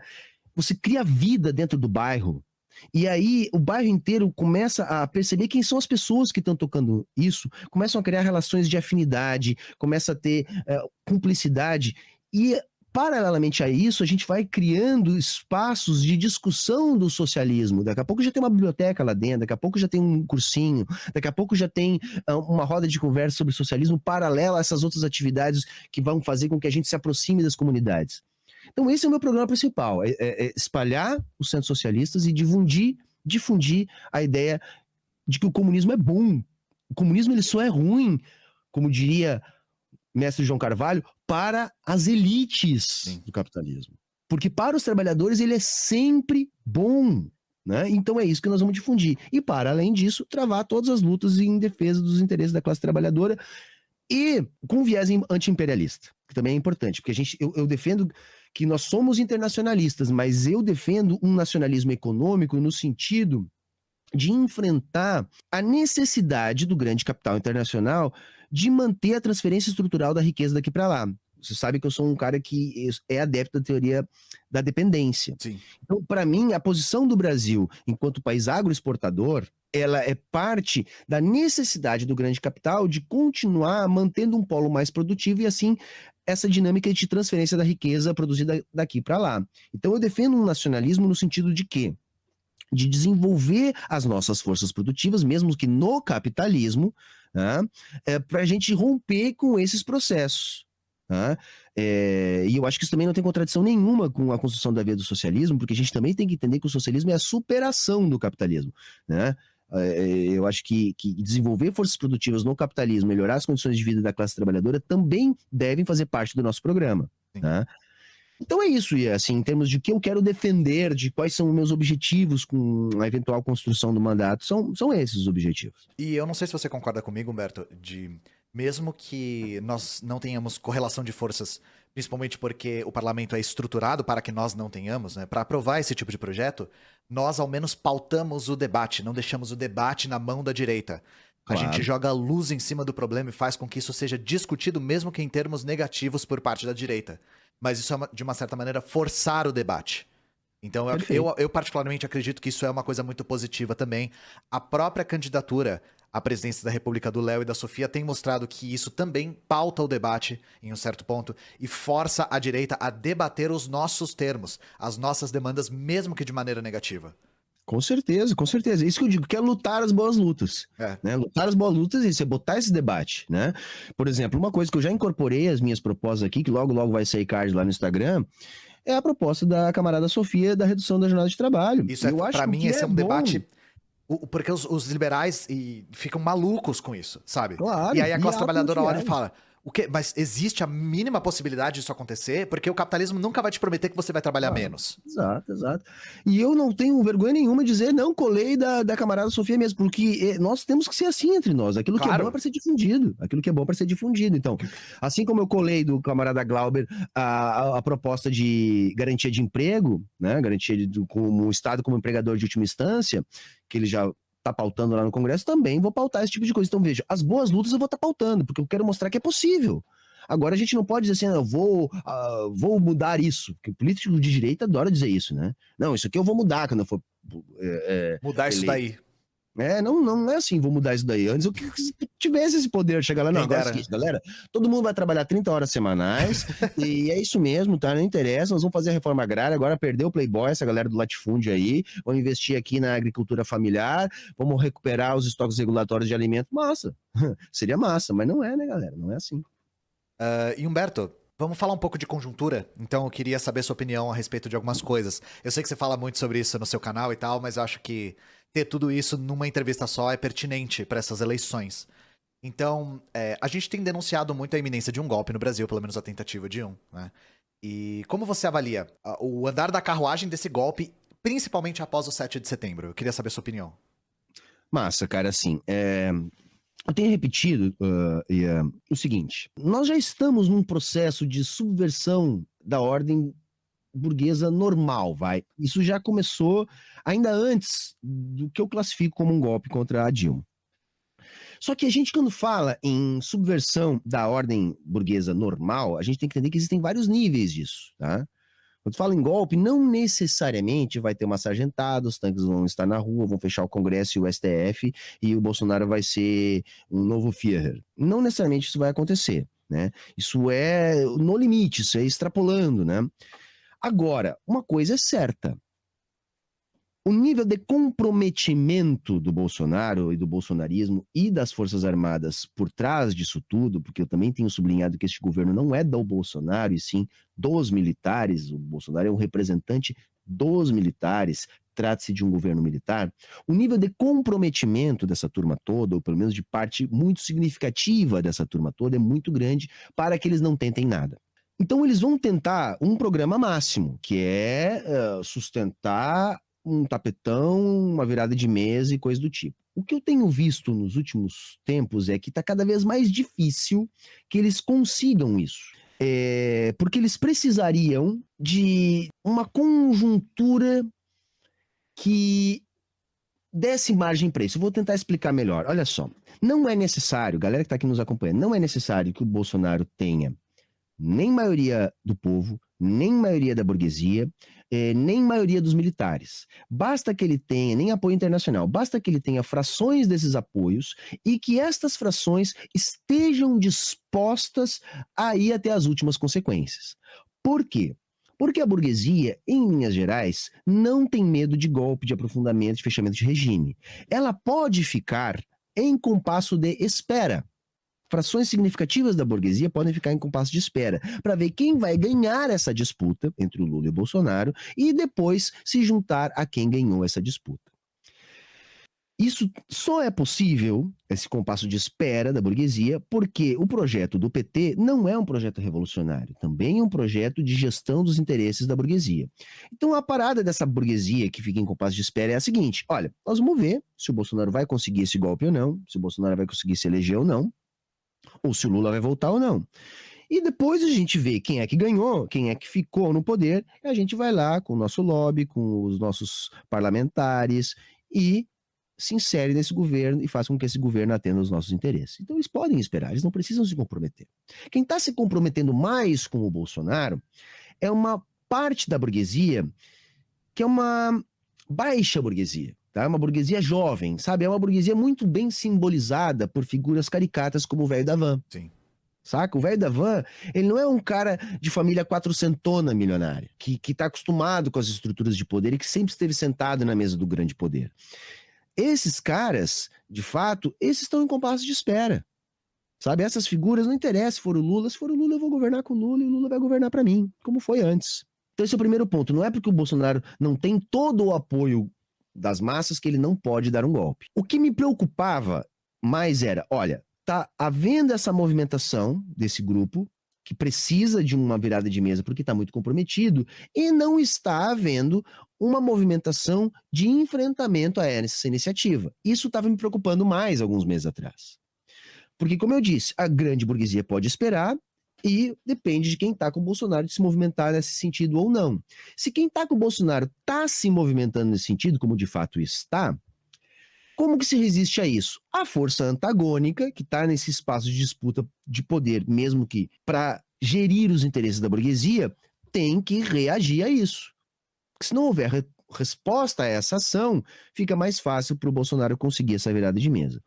O fato é que, com o desenrolar das eleições, com o que vem acontecendo no STF, nas pesquisas, nas campanhas, nas ruas, está cada vez mais difícil para o Bolsonaro continuar se movimentando nesse sentido. Um bom indicativo foi o 7 de setembro. Isso deu para a gente aferir como que estão os ânimos dessa disputa. Se o 7 de setembro fosse maior que o 7 de setembro passado da tentativa de golpe do Bolsonaro, seria bastante mais preocupante do que de fato é. Então eu acho que não há mais risco de golpe? Também não é para tanto. Eu acho que agora o que o Bolsonaro vai tentar é uma espécie de anistia 2.0. Conseguir amarrar alguma coisa para que, caso ele perca, que ele está tentando ganhar a eleição, está claro, ele vai tentar ganhar até o último dia. Para caso ele perca, esses militares mais comprometidos com o seu governo saiam anistiados. Né, que é um governo desses militares que ele é um testa de ferro. Que ele ou os seus filhos saiam anistiados. Que o Lula retorne, mas retorne, por exemplo, por isso que eu digo que tem muitos níveis de golpe, sabe? Por exemplo, pode vir uma emenda parlamentarista, pode vir uma nova formatação desse orçamento com as emendas do relator que ingessem um eventual governo Lula. As reformas já foram aprovadas, já foi aprovada a autonomia do Banco Central. Então, dali um pouco, nem precisa ir muito além em termos de golpe, porque já foi dado. Então, assim, é isso. Resumindo, é afastada a possibilidade de golpe, ou seja, de aprofundamento do golpe, como queiram? Não, não. Agora, eu vejo hoje como pouco provável que esse aprofundamento seja muito radical. Ao mesmo tempo, eu tenho 100% de certeza que eles vão tentar o máximo para ver o que eles conseguem no mínimo. Entende? Então, alguma coisa eu acho que vai acontecer, ou uma anistia, ou um engessamento de um eventual novo governo Lula, ou uma emenda parlamentarista, alguma coisa desse sentido deve acontecer. E lógico, deve acontecer todas as tentativas possíveis de tumultuar o processo, porque eles vão tentar o programa máximo. Eu só não acredito que talvez eles tenham força para esse programa máximo deles. Resumindo, é isso. E eu acredito que esse programa máximo seria a continuidade do governo Bolsonaro à revelia das eleições. Sim. E isso está se mostrando cada vez menos provável, mas não impossível. Isso. Inclusive com os militares tentando tumultuar o próprio processo eleitoral com as urnas eletrônicas, que é uma das táticas que eles abraçaram, e com o Bolsonaro e os militares, inclusive, armando a população e a sua base também, né? Que é algo que a gente ficou alerta para o 7 de setembro e que não se mostrou tão eficiente, tão efetivo. E Humberto, nessa mesma toada, eu queria te fazer uma pergunta também de análise de conjuntura. Ao que você acredita a soltura do Lula e a permissão para o Lula disputar as eleições? Muito boa, muito boa. Aí, cara, assim, quem prendeu o Lula foi quem soltou o Lula. Vamos começar por isso. aí. A minha pergunta é por isso. Nós não tivemos mobilizações de rua, foi com pressão popular que se reverteu. E quem deu impeachment na Dilma, inclusive, né? As mesmas forças que deram impeachment na Dilma e prenderam o Lula, soltaram o Lula. Então, a minha pergunta é nessa toada, né? É muito significativo isso. Isso é muito significativo isso. Há frações da burguesia afastadas ou parcialmente afastadas do filé do poder em Brasília pela política do Bolsonaro, tá? Eu acho que tem a ver um pouco com isso. Então, assim, essas frações, elas podem, eu tô falando aqui, eu não tenho, isso é uma análise de conjuntura em base do que a gente tá vendo de fora, enfim, não dá para ser muito preciso, mas eu acredito que essas frações podem ter interesse em botar o Lula de volta na jogada por causa da incompetência do Bolsonaro e por causa da hostilização do Bolsonaro a alguns grupos. Vamos dar um exemplo concreto, tá? A Rede Globo. A Rede Globo no Brasil, ela sempre foi, tá, o principal agente difusor das ideias da nossa principal burguesia, vai? Que é essa burguesia mais alinhada aos interesses estrangeiros, mais subserviente, etc. Não é novidade para nenhum comunista que o programa econômico da Globo, aliás, é o do Bolsonaro, é o da Globo. Então, aí eles têm zero divergências. Mas eles têm divergências em outros campos que, na verdade, escondem, para mim, questões que não são as que a galera acha que é a picuinha entre a Globo e o Bolsonaro. Por exemplo, as verbas para a Globo. Agora voltaram nesse último ano, porque está tentando se eleger. Mas até então eles diminuiu muito em relação ao que eles ganhavam antes. Segundo, não é só verba, galera. Não é só verba. A Globo nomeava ministros, nomeava gente no Congresso, indicava pessoas para o Supremo. O poder da Globo num governo FHC, por exemplo, no Lula também, tá? Mas menos. Mas num governo FHC era como se fosse o governo da Globo. Quem viveu aquilo sabe. Assim, isso eles perderam com o Bolsonaro. O Bolsonaro começou a inclusive, ter mais apreço a algumas redes de TV concorrentes da Globo. Sim. Então, assim, a Globo continua tendo muita influência. Não é a Globo, tá? É a burguesia que trabalha através desse grande mecanismo de comunicação monopolista que é a Globo. Porque hoje diminuiu, mas, sei lá, 7 em cada 10 televisores ligados ainda estão na Globo. Quer dizer, ainda é muito forte. É uma burguesia que utiliza a Globo como veículo. A mesma coisa com a revista Veja, que é um grande veículo das ideias da burguesia. Exato, e eu digo que isso, galera, isso é concreto, isso não é porque o Humberto acha. Não tá aberto para discussão, de verdade. Não, porque, galera, é concreto em que sentido? Olha só, nós temos as propagandas mais caras do mundo, se não as mais caras, estão com certeza entre as mais caras, por causa desse poder de monopólio que a Globo tem, porque repete a mesma programação do Rio Grande do Sul ao Acre, tá? E porque ela tem essa grande audiência, e num país de 200 e tantos milhões de habitantes, isso faz as propagandas muito caras. E aí você junta isso a um país que não tem uma burguesia nacional pujante. Quem é a nossa burguesia nacional mais pujante? É o agro. Que até tá lá anunciando na Globo, mas os principais anunciantes da Globo são bancos. São transnacionais, são empresas de fora. Por quê? Porque são as únicas com capital suficiente para pagar 1 segundo na Globo. 1 segundo na Globo, no intervalo do Jornal Nacional, custa não sei quantos milhões. Imagina você sustentar essas propagandas, sei lá, o ano inteiro. Então, quem é que pode pagar isso? É a alta burguesia, saca? É a burguesia da burguesia, é essa fatia que patrocina isso. E tem uma coisa muito concreta, que é quem paga a banda escolhe a música. É simples assim. Então, por isso que a Globo é o instrumento dessa burguesia específica. Porque é ela que paga a conta. Então não é o idealismo do Humberto que está dizendo isso, tá?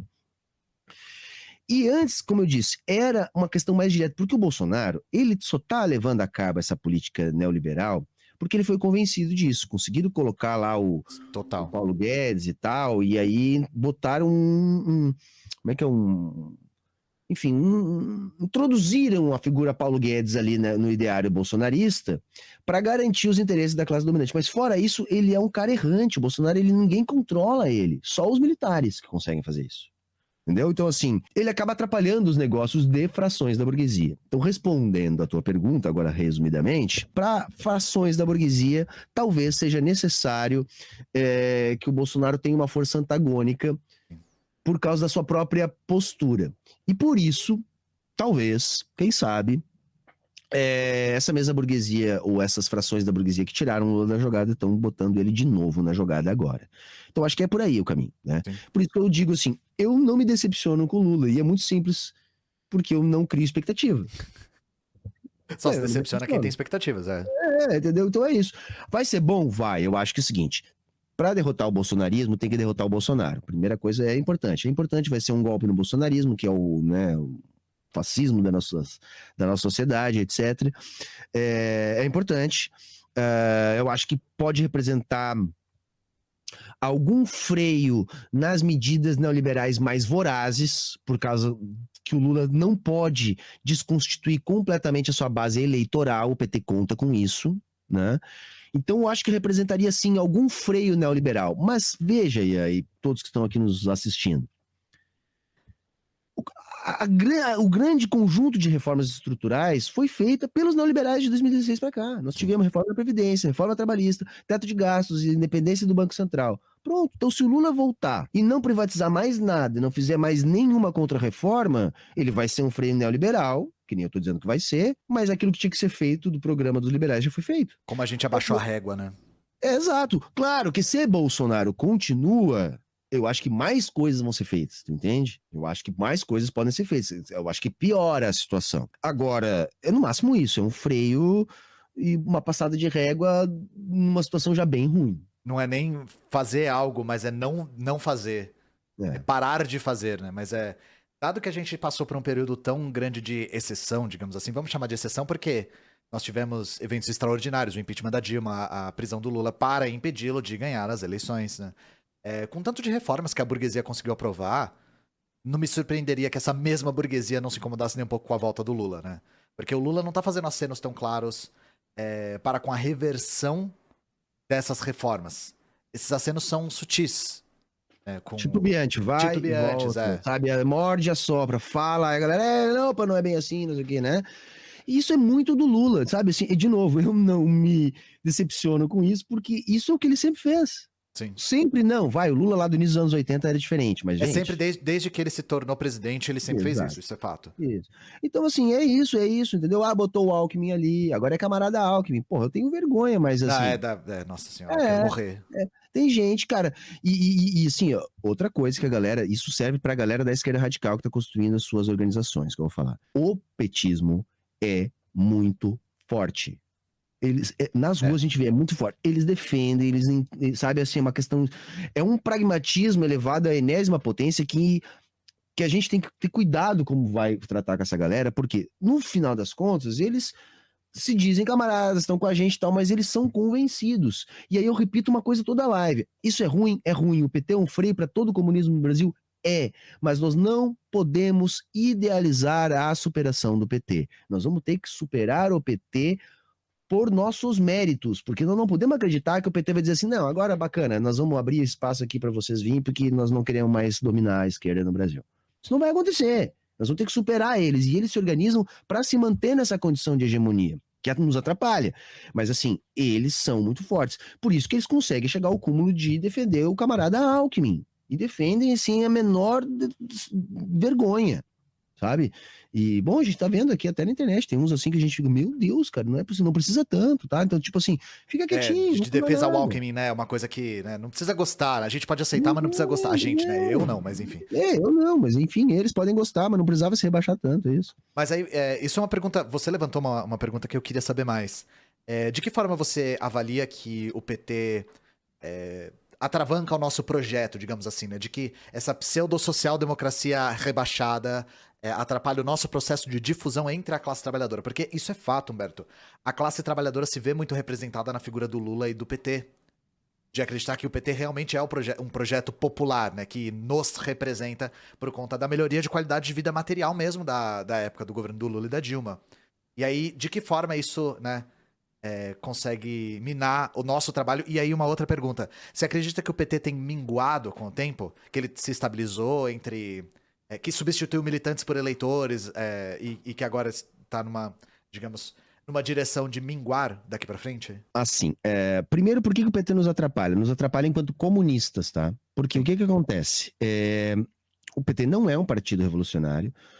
O PT é claramente um partido disposto a ganhar eleições e depois governar com os eleitos, o que significa gerir os interesses da burguesia, porque os eleitos na democracia burguesa sempre, majoritariamente, são os representantes da burguesia. Então essa é a estratégia petista, uma estratégia que precisa do povo a cada 4 anos ou a cada 2 anos para votar nas eleições, depois não precisa mais. Porém, entretanto, todavia, contudo, o PT consegue ganhar as eleições porque ele carrega as cores, os símbolos, os motivos da classe trabalhadora, da nossa teoria, da nossa defesa. E ele acaba cooptando tudo isso. Por isso, então, que o PT é acusado de comunista, o PT é considerado radical, coisas que a gente sabe que o PT não é. Mas ele acaba sendo, para o grande público, para a massa dos trabalhadores, isso mesmo. Porque a massa dos trabalhadores não faz ideia do que é o comunismo. Não faz ideia, galera. Vamos ser. A massa não sabe. A gente está politizando, está lutando, está na batalha, estamos expandindo. Mas quando a gente vai para as ruas, a gente vê que a cada 100 pessoas que tu encontra na rua, com sorte, uma tem alguma ideia. As outras 90 não fazem ideia, as outras 9 dizem que é tudo que não é. É isso, tá? E aí o PT acaba monopolizando essas pautas. Então, assim, quando surgem outras agremiações, outros coletivos, outros partidos, eles não conseguem pegar para si esses motivos, essas cores, essas bandeiras, porque elas já estão no PT, elas estão lá. Só que o PT não é revolucionário, ele não tem essa pretensão. E ele continua carregando todos os símbolos de quem de fato tem essa pretensão. Sim. Então isso nos desarticula, isso faz com que todo mundo continue achando que o PT é isso, o PT é que vai fazer a revolução, não sei o quê. Olha os bolsonaristas dizendo que o Lula é comunista, que o PT é comunista. E é isso, para a massa das pessoas é isso. E isso acaba atrapalhando o que de fato é o comunismo. Então esse é um ponto. Segundo ponto é a questão assim, ó. Você tocou aí, houve melhora concreta na vida dos trabalhadores durante o governo PT. E provavelmente, em um eventual retorno do PT, isso volte a acontecer. Eu acho que numa proporção bem menor do que antes, porque eu acho que um eventual novo governo Lula deve ser ainda mais limitado que o primeiro. Mais recuado. Isso, por causa da conjuntura. Mas mesmo assim, nós estamos tão rebaixados em termos de direitos dos trabalhadores, de nível de emprego e renda, que eu acredito que sim, deve haver uma melhoria. E isso é pauta no PT porque é necessário. Como eu disse, a estratégia do PT consiste em ganhar as eleições. Para ganhar as eleições, eles também gostam de carregar a simbologia e os motivos de defesa dos interesses dos trabalhadores. Por isso, eles sempre precisam sinalizar de alguma forma nesse sentido. Porque se eles não sinalizarem de alguma forma nesse sentido, eles perdem a sua principal ferramenta política, que é vencer as eleições. E o PT só vence as eleições por causa das políticas sociais. Sim. Só por isso. Sim. Então, repare, ele nos atravanca em vários sentidos. Primeiro, porque ele monopoliza as nossas pautas, mesmo sem defendê-las. E isso invisibiliza quem de fato defende isso. E segundo, que quando ele vai para o poder, ele alcança alguma coisa para os trabalhadores, sempre. Que a galera gosta de me chamar de migalhas, etc e tal. Mas para quem é mais ferrado, isso faz diferença, cara. E isso também atrapalha, por quê? Porque isso reforça a própria estratégia petista de manter-se como um partido que vence eleições. E enquanto o partido vencer eleições e for a esquerda brasileira, ele vai continuar atrapalhando o trabalho dos comunistas. Então é uma sinuca de bico que a gente tem, porque a gente tem que superar isso. E como superar isso? Dialogando com essas melhoras pontuais na vida dos trabalhadores, que são concretas, e a gente não pode partir contra isso, porque isso vai nos afastar da classe trabalhadora do dia a dia no debate das ruas, e, ao mesmo tempo, tirar do PT a peste de ser o socialista, o comunista, o que realmente defende os trabalhadores, porque de fato não é. Então, assim, aí voltando porque eu vou abrir a nossa live já de falando, a tarefa 01 é desmistificar o comunismo. Sim. Porque a galera que tá aqui nos assistindo já tá ligada nisso. Já tá ligada, mas é o seguinte, é o público da Soberana TV, é o público do Ian, é o público do Humberto, saca? Que, cara, é muito pequeno ainda. A gente tá crescendo muito, que não tá falando ali, você tá gigante, é muito massa, eu fico muito feliz. Mas para proporções que a gente precisaria, nós ainda somos muito pequenos. Então é isso, a tarefa 01 é essa, porque quando a gente conseguir isso, automaticamente a gente vai descolando do PT essa pecha. Sim. Porque a galera que vai se radicalizando cai a ficha. Porra, não, PT não. Isso é um processo que vai acontecendo ao longo do processo de radicalização. Então, de novo, o nosso caminho primeiro é esse, é difundir e desmistificar a respeito do comunismo. E é engraçado, Humberto, você falando nesses termos, porque isso aqui a gente já vê teorizado nos livros do próprio Lenin. E o Lenin dá um nome pra isso: oportunismo. O que o Lenin chama de oportunismo é exatamente o que o Humberto descreveu, que é a dinâmica do PT. Então, se vocês querem entender melhor o que é o conceito de oportunismo à esquerda, né? Porque existe o oportunismo à direita também, né? Assim, o Humberto acabou de dar uma aula de como a social-democracia é oportunista com as pautas da classe trabalhadora, né? E, Humberto, eu queria te falar, queria te perguntar uma coisa também a respeito de internet, porque você tocou nesse ponto agora. A nossa tática na Soberana, e eu queria ver se você concorda e como você enxerga isso, né? De ocupar esse espaço da internet. Nossa tática foi, primeiro, de uma certa forma, pregar para convertidos. De uma certa forma. Criar um conteúdo que fosse agradável, que fosse interessante para pessoas que já eram de esquerda, mesmo liberal ou radical. Mas no mínimo liberal, pessoas politizadas. Por quê? Pra gente criar uma audiência cativa, um público constante e uma comunidade que já é politizada, porque a gente acredita que as novas pessoas que não são politizadas, ao descobrir a comunidade, ao ingressar na comunidade, serão recebidos por pessoas que já têm o mínimo de politização. A gente acredita que criar uma comunidade imediatamente furando a bolha, com pessoas não politizadas com opiniões difusas, é mais difícil de lidar e atrapalha o nosso trabalho. A gente acha que não é uma tática tão viável. Você, no seu trabalho na internet, você tem uma perspectiva semelhante? Porque eu vejo que o seu conteúdo ele é muito qualificado, sabe? Então, como você enxerga a acessibilidade do seu conteúdo para fazer essa penetração na internet, para ocupar este espaço? Bacana, cara. Bom, primeira coisa, né? De novo, materialismo. A prática é o critério da verdade, né? Então, quanto à tática da Soberana, eu acho que o resultado tá aí. Né? O resultado tá aí. Então, assim, o resultado fala por si e responde a pergunta. Para mim, a tática é acertada. Tá? A tática é acertada. E acho que muita gente está subestimando a necessidade de ocupar as redes da forma que a Soberana se propôs a ocupar. Com uma questão mais sistemática de um ajudar o outro, de ter uma programação mais elaborada no sentido de ocupar no sentido literal mesmo, de estar de segunda a sexta ou de segunda a segunda. De estar lá. Nossa prioridade foi... Antes da gente reclamar que a internet tem muito conteúdo de direita, a gente precisa existir primeiro. Isso. Não, e assim, e outra coisa, que essa tática que você me falou aí agora, vamos fechar a nossa bolha aqui e fortalecer ela. Deu super certo, só que agora eu vejo de fora da Soberana, né, ainda, né,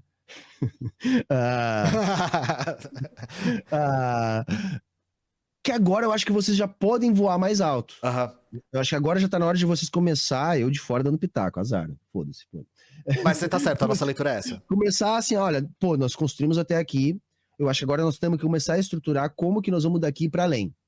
Eu sei que isso não é fácil falar, é difícil fazer, mas eu acho que já era o momento de vocês já, com o que vocês já construíram, começar a estruturar os passos seguintes para além disso que vocês já fizeram muito bem até agora, né? Então, assim, isso eu acho bacana. Quanto ao meu conteúdo, cara, assim, eu já fui muito camaleão ali na internet. Eu comecei simplesmente falando as coisas que eu falava na sala de aula.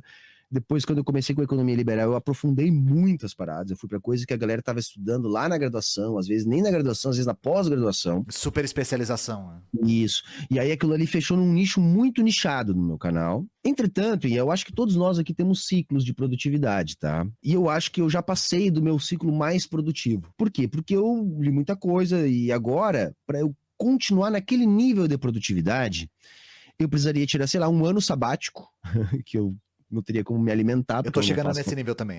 Porque eu não faço foto. E aí, assim, pra quê? Pra ler um monte de outras coisas, pra, sabe, pra não produzir só sob pressão, pra não ler só na pressão de produzir. Então eu vejo que agora o meu canal deu meio que uma mudada. Então, assim, a live de domingo, eu pego algumas notícias pra dar com um viés classista, então já tá bem mais light pra aquela galera que não é tão iniciada, acompanha tranquilamente. E os reacts, que tem dado mais certo que os outros vídeos, é uma forma que a galera tem gostado da dinâmica, porque a gente tem a oportunidade de falar da teoria marxista ou de falar da teoria econômica com aquele viés do rebatimento, né? Sim. Que eu acho que dá uma didática que funciona e a galera tem ajudado bastante com isso. Então, resumindo e te respondendo, eu acho que eu já fui mais nichado, assim, de ter um conteúdo mais aprofundado para quem já está muito dentro, já está estudando. Hoje eu tô meio que num caminho inverso, né? Embora eu ainda trabalhe com isso, sobretudo nos reacts, mas os vídeos do domingo, as lives, elas já são para tentar chegar em mais gente mesmo. E tem muita coisa, por exemplo, esse trabalho mais de nicho, hoje já tem mais gente fazendo. Gente até melhor que eu para fazer isso, saca? Quando eu fazia, não tinha. Eu tinha uma necessidade de ocupar esse espaço, que nem Sim. você mesmo falou da questão da soberana. Não, nós temos que ocupar. Não tinha. Porra, por que eu tava lá? Eu fui ler um monte de autor liberal, cara. Tipo, eu peguei o manual do Samuelson, tá? Que é da teoria neoclássica ali, talvez o mais lido, e me debrucei um tempão sobre aquilo. Pô, porque ninguém estava fazendo isso. E a gente tinha que pelo menos interpretar essa obra para poder rebater os argumentos liberais. Não, hoje já tem gente fazendo isso. Então já não tem mais essa necessidade. Gente com mais habilidade que eu para fazer isso. E eu posso começar a fazer outras coisas. Mas é isso, cara. A gente vai mudando e o canal vai passando os anos, a gente também tem que ir se adaptando. Até pra gente manter a nossa relevância, né? Então é isso que eu tô tentando fazer aqui, me adaptar também para manter a relevância. E eu, como criador de conteúdo na internet, eu queria também te parabenizar pela resiliência, sinceramente, porque o fato de eu criar conteúdo já tá me pesando bastante, é um tipo de pressão e autopressão também, de demanda e de trabalho autônomo que você cria a sua própria... Você cria suas próprias pressões, você inventa suas próprias pressões na sua cabeça. Se não fosse o coletivo, eu já teria jogado a toalha faz tempo, porque criar de maneira isolada, ser sozinho na internet, principalmente no nosso campo, que é um campo que abre milhares de portas para ataques de vários ângulos diferentes, né? Da esquerda e da direita, né? Que fique bem claro, da esquerda e da direita. Então, parabéns por conseguir se reinventar também na internet. Eu fiquei muito feliz que você abraçou o formato de React, que é um formato moderno, é um formato que tá em alta, que consegue furar a bolha e que demanda bastante qualificação, porque você não só faz os reacts, mas você contrapõe os reacts com a teoria marxista qualificada, com economia e etc, né? Então, de criador para criador, assim, eu queria saudar a sua resiliência, porque não é para qualquer um de verdade. Cara, isso que o Ian falou agora, eu quero dizer uma coisa para todo mundo que tá nos assistindo, assim. Produzir conteúdo é foda, produzir conteúdo sozinho é mais foda ainda. Agora, tem um ponto que é o que mais me pega, é quando vem uma onda de ataques, uma coisa assim, que a gente passa de vez em quando. Galera, se unam, porque é muito importante a gente ter ombros para esses momentos mais críticos. E eu, assim, como faço aqui, só eu e minha companheira aqui em casa, eu já passei por momentos como esse e é muito difícil não ter, assim, outros, pelo menos para te dar aquela força, sabe? Para te ajudar. Hoje eu tenho um pouquinho disso, embora eu não esteja, assim, organizado com a galera aqui na internet ainda, Mas eu já tenho uma galera que gosta de mim, sabe? Eu sinto, pelo menos, eu acho que gosta de mim, que quando dá os BO, me procura, me manda WhatsApp, me ajuda, né? O Ian mesmo agora, quando caiu o meu canal na Twitch, Sim. me ajudou, o Natan me ajudou, enfim. Por mais que às vezes a galera nem precisa conseguir fazer alguma coisa de fato, mas só a boa vontade de demonstrar apoio e a gente saber, porra, eu não tô sozinho, saca? Não, porra, eu posso pedir lá pro camarada lá que tem uma caminhada um pouco melhor que a minha nesse sentido e pode me ajudar. Só isso já é muito bom, tá? Então, assim, por isso que eu acho fantástico o trabalho da Soberana. O trabalho da Soberana eu acho que é uma coisa que tem um potencial para se transformar numa coisa muito maior do que já é. Porque por mais que tenha começado como um coletivo de produtores de conteúdo para Twitch ou para o TikTok ou para o YouTube, isso já está ganhando uma outra dimensão e dali um pouco essa parte de produção de conteúdo ela vai ser só uma parte da Soberana. Sim. Das ramificações que pode se constituir a partir daí. Eu fico muito feliz quando encontro os camaradas em Porto. Lá no Grito encontrei ainda de novo os camaradas, assim. Sim, sim. E tem uns perdidos aqui em Porto Alegre. Não, tem gente que faz parte da comunidade, tem até... tem 3 criadores da Soberana que são de Porto Alegre, acho que os 3 são de Porto Alegre, e aí o tempo todo, show do Dom L, eles estão lá, né? Campanha do Humberto, eles estão lá, Gritos Excluídos, eles estão lá e tal. Isso.